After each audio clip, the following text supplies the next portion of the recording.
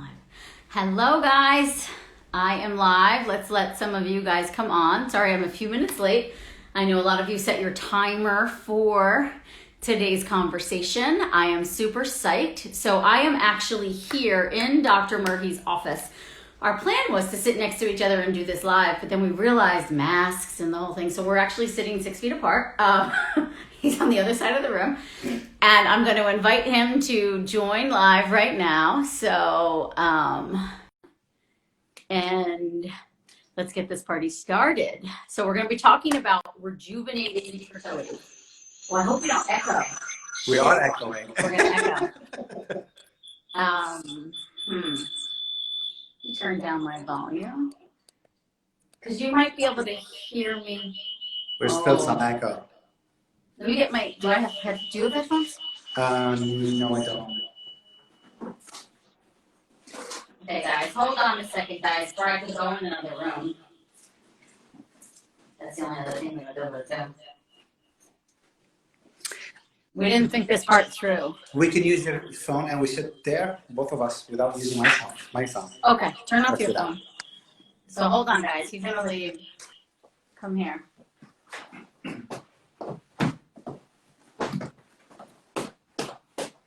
There you go. I can sit here 6 feet apart. Okay, we are trying to do all the COVID. Let's see if we can do this. Okay, guys. Can you see us and hear us both? There we go. Oh, that could work. You come in here. I go over here. Because that's how we can do it. We can stagger. Yeah, this works. I love it. All right, guys. We are creative. COVID style. COVID style. Perfect. Look at that. Okay, so hi. So nice. Hi. So we've never met physically in person, but super nice to be here. And so today I wanted to talk with everyone about your awesome offerings. And first of all, his center is called Rejuvenating Fertility. So for all of you guys, he's actually got my book on his desk. For all of you guys who have read Yes, You Can Get Pregnant, you know that I say you're not broken. Your fertility isn't a switch that's on or off. You just need some fertility rejuvenation. And then now he has a center called Rejuvenating Fertility, which I just think is awesome. And so I was here last week.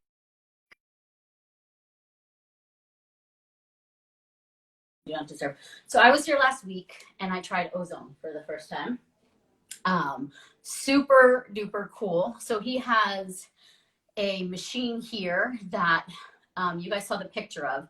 So tell us about Ozone and why it's good for fertility and what it does. Sure. So let's start with what ozone is. Now, if you look at the oxygen molecule that we breathe, it's made of two molecules of oxygen.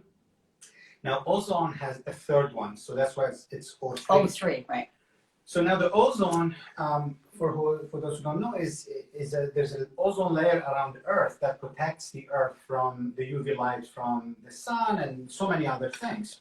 Now, ozone back in World War I, they started to use it as an antiseptic because they needed to sterilize things in surgeries or whatever. So they started to use ozone, and since with time it became ozone therapy. So it started to be used for dermatitis, for eczema, for injections in the knees, rectally for ulcerative colitis and Crohn's disease.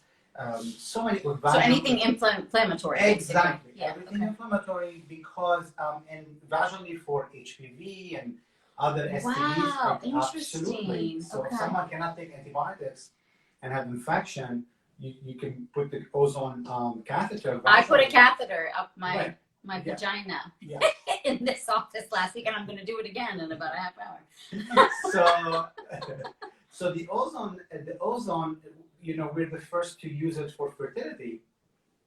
I always tell the story. It's actually one of my patients 3 years ago. She's the one who, told me about the ozone because she used it for her hair and other stuff. So I did some research and found there's a lot of studies on animal models showing that ozone therapy improves ovarian function, get pregnancy improvement in animals, and also improves sperm in male animals. And this is when I started, and I got the machine, the machine that we have, which is, we can if show you don't them mind me later. sharing, it's like a $50,000 unit. Like it's a legit machine, you know. I think that's important to share so they understand the technology that goes into it. Yeah. So you sit in the machine, and the machine, you sit naked, and then the ozone goes through both the skin, Mhm. and also you introduce a catheter vaginally, and then the ozone goes the vaginal wall to the uterus and the ovaries and get absorbed. And then for men, though, they sit on something, right, Correct. under their prostate, right? So they don't have a catheter inserted No, into they don't. them, right? So then, you sit half an hour, and it's actually very relaxing, and you feel warm, and you feel sweating. Yeah, I had a little sweat, like as if I have an infrared sauna at home, so kind of similar. Right. Not Exactly. as hot, and then also you get like tingly, kind of where your hands and feet are touching the metal, I suppose, where the ozone's coming through. But then that wears off. It was not uncomfortable at all. I thought it was very relaxing. I listened to a meditation. It is relaxing. Yeah, it was really relaxing. So, and then you do a half an hour session twice a week. Usually patients do it for 3 weeks, so a total of 6 sessions. Oh, okay. And just to let you know that before I started offering it, for money, I did study to show Yes, that at least that's it what I works want to talk before. about. Yeah. You're right. So it's not fair to charge someone something that doesn't work. So Well, and he charges, though. Can I also share what you charge? Right? Was it 150? So insurance does not cover this. So it's kind of like an acupuncture session, like 150 a session. Is that right? Or is it more? I'm not sure. I asked last week. Jessica knows. Jessica knows. It's you're like me. I'm the worst I don't business. know. I'm the worst businessman. No, you're not. You're focused on what you're good at. You don't need to be good at the money part. So I think it's 150 a session, which I think is really reasonable, especially if you're saying 6 sessions, right? So that's, what's that? 3 times $600 or something like that. No, sorry, $900. I think not at all a bad investment. So tell us what you found in the research. Yeah. So what I did is women with very low, very reserve, poor egg quality, and we were desperate to help them make embryos and have babies. They did 2 IVF cycles. Yeah. And between them they did ozone. So they did cycle 1. Right. No ozone. Then ozone for 6 sessions, 3 weeks. Then another cycle. And we compared cycle 2 to cycle 1, and we found out that patients produce similar number of eggs, but much higher, significantly higher embryo rates. So the formation of embryo almost doubled following the ozone. Wow. So this tells us that it can improve quality. Quality, exactly. Yeah. And actually, one of the students who now she's in pre-med at Duke University. Yeah. That was her project. Wow. Project, and she did a great job, and she presented it as well. And did you have the husbands or the partners do if they were? No, I do not have studies on men. Okay, Yes. So you didn't do, but so that was just on the eggs, This and is we didn't just do on anything on women. the sperm. That's So right. that's really impressive. Correct. Okay. I'd like to have a study on men. Once things settle with this COVID, I'd like to see. I'd like to do semen analysis before, then ozone sessions. But in men, you have to wait 3 months before you see changes in the sperm. Okay. So it's going to have to be. I have to think about a different protocol. Yeah. Maybe once a week for 3 months or something like that. And what about women? Because isn't it 100 days for folliculogenesis? But you're saying the ozone's impacting even the ones that are being recruited right now. Exactly. Yeah. Okay. That's Yeah. exactly what you said. Yeah. Look, during the stimulation, these follicles, or we call them antral follicles, they're going to grow, right? This is like, I always say, this is like your money that you're going to spend this month. Let's say there is 10 follicles. Right. These follicles, they're small. The way you grow them, that's why the medication affects the egg quantity and quantity, whatever. So same thing, if you're exposing them to ozone, which is a very powerful anti-inflammatory and antioxidant agent, they might grow in a healthier way. Similar to Omnitrope, a human growth hormone. Yes, A lot of people exactly take human growth hormone, during a week or 2 before the stimulation, and in order to improve the environment where the follicles are growing inside the ovaries. Right. So that's how basically it works. Now, 3 mechanisms I always like to talk about how ozone works. One is a very powerful anti-inflammatory agent. It works beautifully, especially for women who have endometriosis and women who have inflammation. I've actually had, and again, I don't have enough studies to support it, but I've had a few patients who have endometriosis who told me that ozone relieved their pain. For so whether or not they're trying to get pregnant, just managing endo symptoms. Exactly. Because endometriosis is basically inflammation. Yeah, that's all it is. We all have some kind of inflammation. Number one. Number two, it's a very powerful antioxidant, like vitamin E and T, and this is with nutrition. Three, it increases blood flow. That's why we sit and sweat. Yes. Exactly. Now, increasing blood flow to the ovaries when you put especially the vaginal catheter could improve more oxygenation basically. So these are the three mechanisms by which ozone could potentially improve the outcome in patients, especially those who have. I have a burning question though too. So in that same vein, if AMH is a hormone secreted by the ovaries, would you anticipate AMH levels improving using ozone? Did you see that in any of your That's studies? a great question. I did not honestly measure AMH before and after. Okay. It's something to think. We could do that on me because I actually had mine measured before I started the ozone, so we could actually remeasure it in a couple weeks. Well, there are things like vitamin D. You wrote in your book, vitamin D improves, reproduction. We actually have showed. We took women with PCOS or polycystic ovary syndrome, and they're vitamin D deficient. We replaced them with vitamin D, and then AMH improved significantly. So, definitely there are things that improve AMH. Whether ozone is one of them remains to be determined. But does it matter so much, right? Because it's more about, we don't really care what your numbers are. I mean, you might have different feelings, but I don't necessarily know that we care what the numbers are versus the quality of the follicles that you could maybe, or the eggs you can retrieve, or that could get fertilized naturally. Right? Look, I mean, I like AMH a lot, but a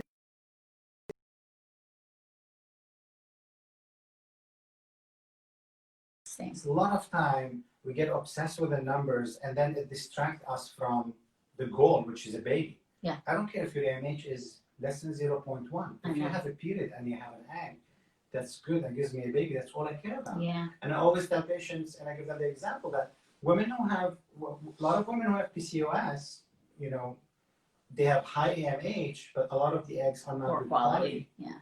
Well, they get pregnant at the end because they have a lot. But what I'm trying to say is that number does not really, it's important, it's a numbers game, but at the same time, getting obsessed with the AMH and how it goes. And also, Amy, if I take your blood now and send it to two different labs. Yeah, they're going to get different results. Get different results because one will tell you 0.6, one will tell you 0.9.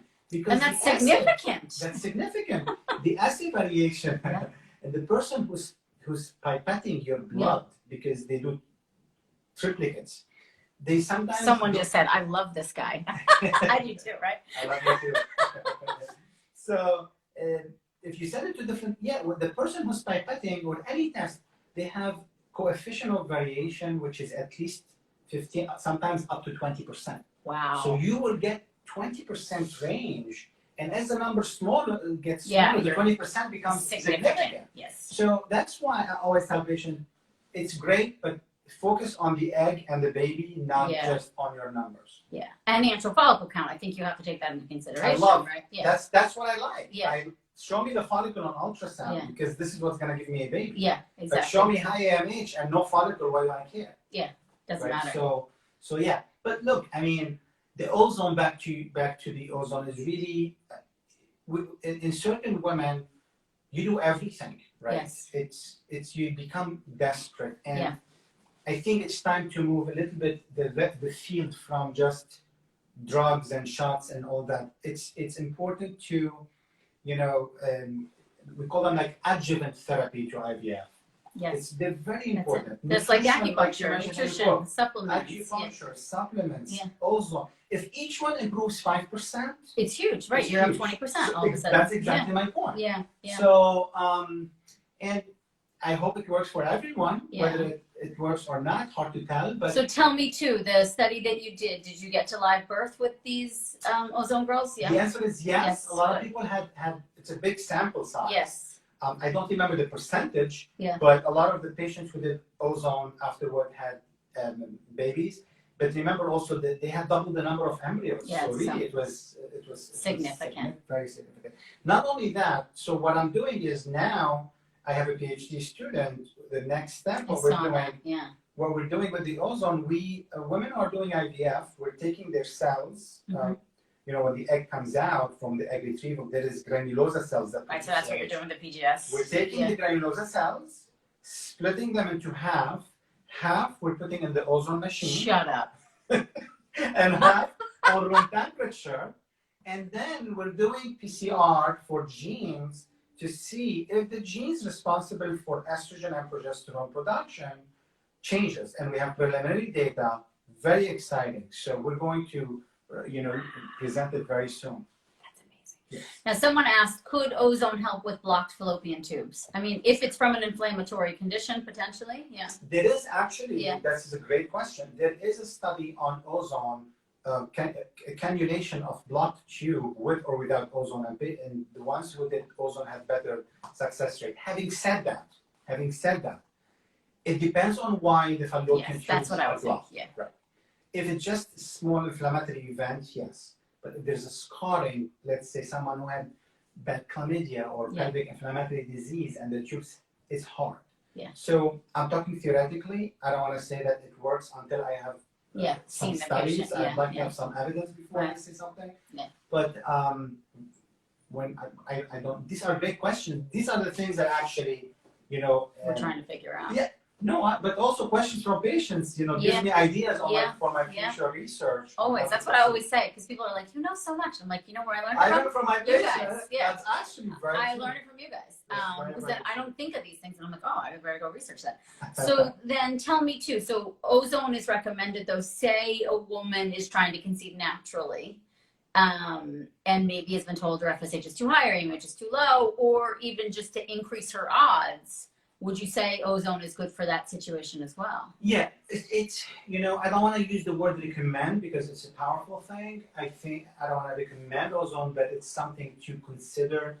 If you want to try to get pregnant naturally, you're not ready to have IUIs or IVF, right? Start with diet, acupuncture, ozone. Yeah. It's, try to get things and see, right? Because you'll be surprised. We have a lot of patients who did IVF. Now they stopped. And they get pregnant naturally. I have a lot of those. Actually, it was my first patient in training back in 2003. I can't remember what year. She said to me, I have no more money I was like, still like in training. I said, well, let's try intercourse. So, and then she got pregnant. So what I'm trying to say is that things with the body that can get better or worse. There's a lot of people, 50% of my patients have been pregnant before, but now they can't get pregnant. Yeah. So something happened also with time, right? So what I'm trying to say is that it can get better or worse with time. And age is an inflammatory process, basically, though, too, right? So Aging, absolutely. Yeah. So it's like we're fighting the ROS, the oxidative species. Yeah. And then so tell us about the PRP, because this I'm interested in too, and I feel like are you one of the only clinics around in the tri-state area that's doing PRP? I honestly, I'm not sure. Maybe other people are doing it, but I'm not aware. So the PRP, or platelet-rich plasma. Platelet-rich plasma. Platelet-rich plasma. It's your platelets and your plasma that we take from your arm, like a regular blood draw. We extract it in the lab, and then we put them in a tube, and then we inject them inside the ovaries, or we can infuse them inside your uterus for implantation. Now, actually, like I said, I keep saying, 7 years ago it started in Greece, and I thought they were crazy. I'm like, what is that? This is BS. But then this is BS. I'm being honest with you. Yeah, I know. I had patients like, Dr. Mary, I want you to do PRP. I'm like, no, I'm not. So they went to Greece. But then they published a lot of data, especially at the end of 2018, 2019. The more people started to study it in the lab, and at the basic science level, and they showed improvement. And this is when I started to do it. So I can tell you, it's magic for some patients, and it doesn't work for other patients. Yeah. Again, like everything. Yeah. Conventional IVF work for some, it doesn't work for others. Anything. Yeah. So I always tell people, I don't know if it's gonna work for you or not, because I get asked, do you think PRP is gonna work for me? The answer is I don't know until you try it. And it's like because it's experimental thing. Anything experimental might or might not work for you. But I can tell you, a good percentage of my patients who have either a low number of follicles Yeah. or poor egg quality are really doing very, very, very well and having babies on PRP. Wow. Now, yeah, have you seen live birth in your clinic from PRP? Absolutely. Yeah, absolutely. Okay. Absolutely. So I've had a couple POF girls with like Yeah. high FSH, and it lowers their FSH. And I've seen follicular development where they weren't necessarily having it, but I haven't yet seen, and I've only had like, I think 3 clients that I know of that have done the PRP. I haven't yet seen them actually conceive yet or make it to live birth. So I was curious about that. Yeah. Yeah, actually, a few days ago on my Instagram, patient Susan made a video about her experience about PRP and how she's pregnant now. Amazing. Her AMH is so low, like it's almost undetectable. And every IVF clinic on Long Island, you'll never get pregnant, you need donor egg.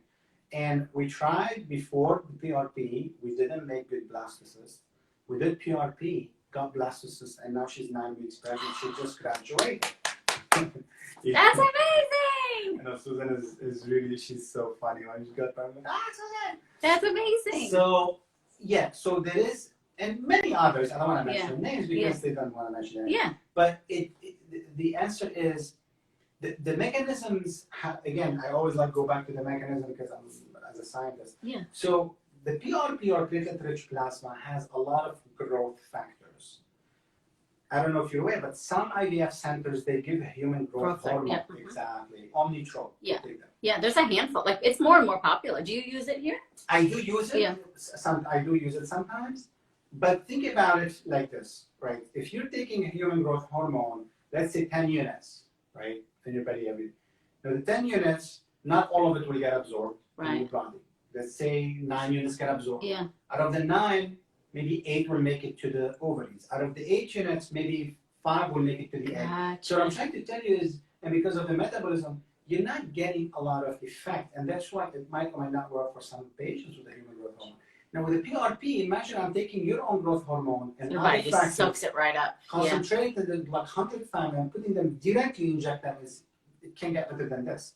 So that's why a patient asks me, oh, do you think Omnitrope better than PRP? Or to me, again, I don't have studies to compare both, but to me, mechanistically speaking, PRP seems to be more, it makes more sense that it's more powerful than the human growth. PRP is a little more expensive though, right? Because obviously it's kind of expensive. Yeah. If you think about it. And is it the same as PRP or we don't know the pricing? You know, I've heard some Omnitrope is every ampule like $1,000 for 10 days. Wow. You need to take it for many, many weeks. It's like you can do 2 PRPs in that treatment. Wow. But again, I'm not saying you should not do this, and I don't want to. It's also what's available to you too, exactly. right? Yeah, it's also what's available. And what I also think too, and I mean, I'm sure you agree, there's a lot of art and not just science to reproductive medicine. And so whatever your doctor feels good about is really important to go with as well, Absolutely. Right? Yeah. Absolutely.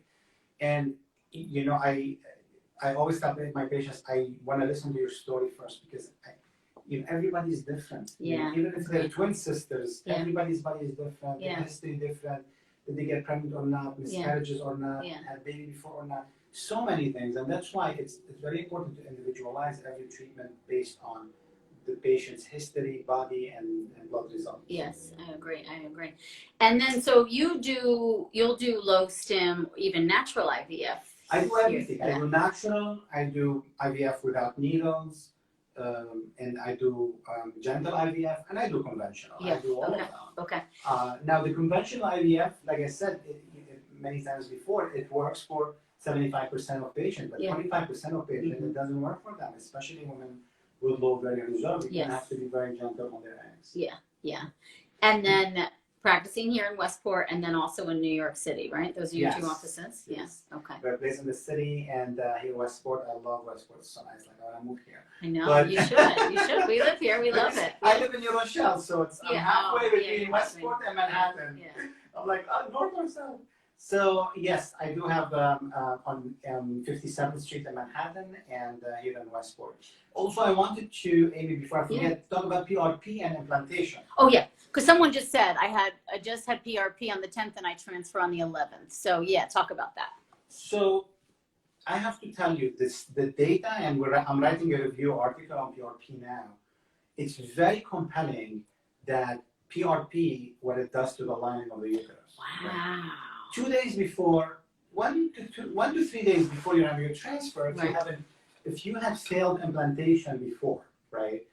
Or what about like a chemical with an IVF, like or chemical yeah, pregnancy, or miscarriages, or thin lining. right? Okay. All those things, I can tell you, and that I can say with confidence, like, do it. Wow. I would tell you to do it, because to put an embryo, and you're not, and waste the embryo or doesn't stick just because, give it a shot. Give it a shot. Seriously, it really works very, very, very well. Wow. And the way PRP works for the lining, it changes a lot of the genes in the lining, what do you call it? Like the embryo glue, if you want, the natural glue. The glue. It increases baby glue, significantly. I call it. Right. It increases significantly when you infuse PRP, and it acts very, very fast. A day to two before the embryo transfer, PRP works like magic. What about, like, this might be totally out of the wheelhouse, but you know how we were talking about Dr. Braverman and Dr. Vidali before we went live, and Dr. Thornton, you know how they're testing for, like, them, by the way. Yeah, they're all amazing. They were testing for things like the TNF alpha and the, like, recruitment of some of these inflammatory cells in the uterus when someone, say, is pregnant, and they're monitoring her from an autoimmune perspective. Do you think something like this would help regulate that so that the body doesn't start attacking the embryo? The answer is yes. And actually, PRP in a lot of studies show that it's anti-inflammatory agent. Yeah. So it's like doing an intralipid or an IVIG in a sense, right? But right in the spot. Yeah. Absolutely. Yeah. It lowers interleukins. And right. Because it's IL-6 and yeah. Look at you. I tell you. 17 years I've been doing this. Right. I know a couple things. Impressive. But actually, just to let you know, that now patients who have a lot of scarring in the uterus, like had DNCs that the lining is scratched, or the lining is not good, or we call it Asherman syndrome. Just the recent study I was reading about it yesterday, they actually went, not just infused the PRP, but they went with the hysteroscopy and injected with a needle at the area of the Ashermans, and they had successful pregnancy. So it's huge, because a lot of patients don't want to have a surrogate. Right. Yeah. Or I have one girl that she had Asherman's. They had to do surgery. It was from, like, miscarriage and DNC, right? So they did a surgery. Her uterus literally, like, closed itself shut when it was healing. So then they redo the surgery with the balloon. She went on to get pregnant naturally. Has that baby. They've been trying again for 6 months. She went back in because she wasn't getting pregnant. Asherman's is back. She has an area in her uterus where it's back. It's horrible. Yeah. And she's devastated because she needs a surgery again, but she's now scared. Because what if I get pregnant and the uterus can't handle it? Or when she did carry a pregnancy to term, she actually was pregnant with twins, and she lost one at 20 weeks, which was devastating. And we are wondering if the Ashermans played a role. She actually saw Braverman when that happened. One of the reasons I fell in love with him so quickly, I messaged him. He texted me on a Saturday and said, here's my cell, have her call me. He got her into the office on a Monday because he knew. He was like, she's 20 weeks pregnant. She just lost one of them. She doesn't want to lose a second. She already had 2 losses. But so I'm just thinking about this case in particular because she's worried about another surgery on her uterus, right? And so in this situation, you think the PRP would be a thing to try first, maybe? Look, the answer is why not? Why not? If you don't want to have the surgery, because the more surgeries you do on the lining, the more sometimes it gets. Yeah. Right? That's exactly what she's afraid of. Yeah. So you want to be as gentle as possible on the lining. So why not? Yeah. Why not? Actually, also the ozone, back to the ozone, when you infuse ozone vaginally, it increases blood flow to the uterus and improves the lining. We've published a paper on thin endometrial lining. Women who were told you never get pregnant, you need a surrogates, and they two-thirds got pregnant. So that's significant. Yes. We've published that. You can go online and you can find the paper. That's amazing. Okay. This is so good. We like to try new things, Amy. Yeah, I love it. Well, no, it's about time. I mean, because some of the people in your profession are archaic and they only want to do things the way they want to do things, and they're not up on the research. Like I've heard one doctor, he's pretty, you know, he's been around a long time, I'll say that, and a New York City doctor. He once said to a patient of mine, diet has nothing to do with this. Supplements have nothing to do with this. You know, and I was like, I think we should just, he should leave. He should be done. Or he should read some of the research, right? And so to find people like you, it's very refreshing. That's how it always was with, you know, my relationship with Dr. Braverman and Dr. Vidali. It's refreshing because I see it clinically all the time. I see FSH improve, AMH improve. I see that the numbers don't quite matter and it's really about quality, right? I see all of those things, improving uterine blood flow with acupuncture or castor oil packs or myo-abdominal massage. Now we have another one, Ozone. I did a talk a few weeks ago with the cold laser therapy, which I was telling you about too. And it's similar of like, it's similar to the Ozone. I Googled it and I read about it. Yeah, Dr. Nagarelli talks about it. I'm very interested. I know, we should have one. I'm reading about it now. I know. Another $50,000 unit. Go ahead, you buy it and I'll It's a refer. pandemic, No? Aimee.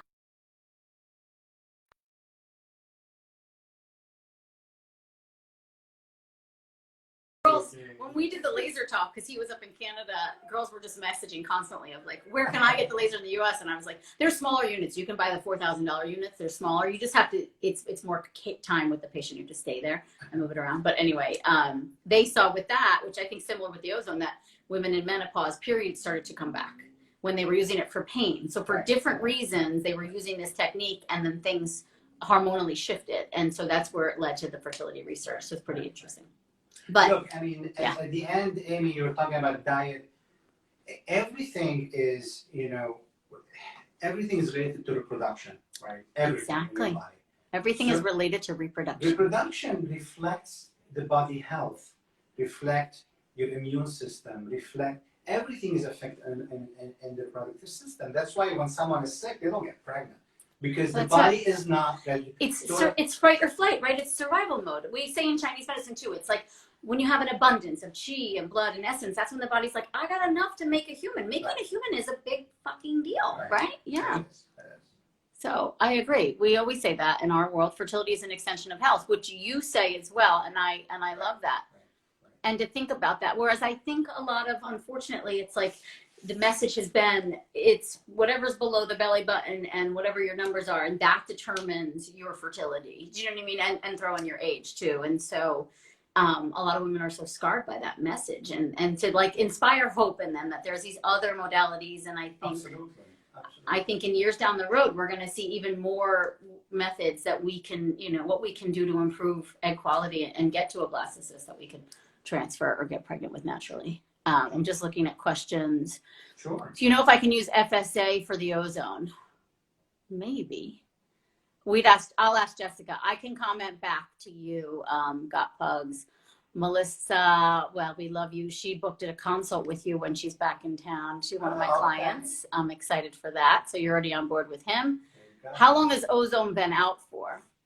It's been out for a long time, over a decade. It started with dermatology. The dermatologists use it a lot for eczema and for psoriasis.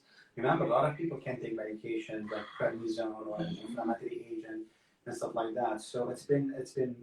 You'll be surprised when you read about Ozone over a decade.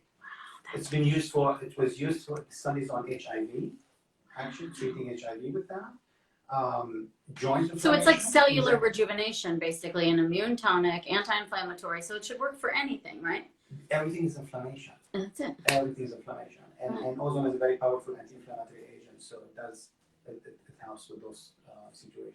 Yeah. I love it. Would you recommend PRP before an FET? I would think the answer is yes for that. I would. Yeah. Does it help for diffuse adenomyosis? I would think the answer. Ooh, that's a great question. Mm. That's something to think about. Yeah. I don't know the answer, but we will definitely look at it with patient adenomyosis. Yeah. That's a great question.